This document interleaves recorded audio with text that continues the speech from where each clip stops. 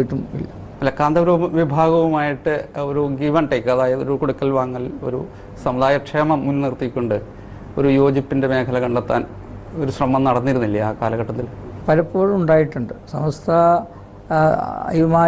വേറുപെട്ട സന്ദർഭം തന്നെ, ആ സന്ദർഭത്തിൽ തന്നെ ബഹുമാനപ്പെട്ട ഷംസുൽ ഉലമയുടെ നിർദ്ദേശപ്രകാരം ബഹുമാനപ്പെട്ട ഹൈദറൂസ് മുസ്ലിയാർ, സുന്നി യുവന സംഘത്തിൽ എൻ്റെ മുമ്പ് സെക്രട്ടറി ആയിരുന്ന അദ്ദേഹം, സമസ്തയിലെ ഒരു വലിയ നേതാവ്, അദ്ദേഹത്തിൻ്റെ നേതൃത്വത്തിൽ ഞാനടക്കമുള്ള കുറച്ചാളുകൾ ബഹുമാനപ്പെട്ട കാന്തപുരം അബൂബക്കർ മുസ്ലിയാരുടെ സ്ഥാപനത്തിലേക്ക് മർക്കസിലേക്ക് ഞങ്ങൾ അവിടെ തന്നെ പോയിട്ടുണ്ട്. അവിടെ പോയി ചർച്ച ചെയ്തിട്ടുണ്ട്.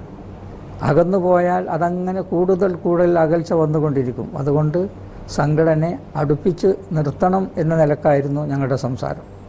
ഏകദേശം അനുകൂലമായ രൂപത്തിലെത്തും എന്ന് ഞങ്ങൾ പ്രതീക്ഷിച്ചതായിരുന്നു. പക്ഷേ ദൈവവിധി, അള്ളാഹുവിൻ്റെ ഖള അനുസരിച്ച് അത് നടന്നില്ല.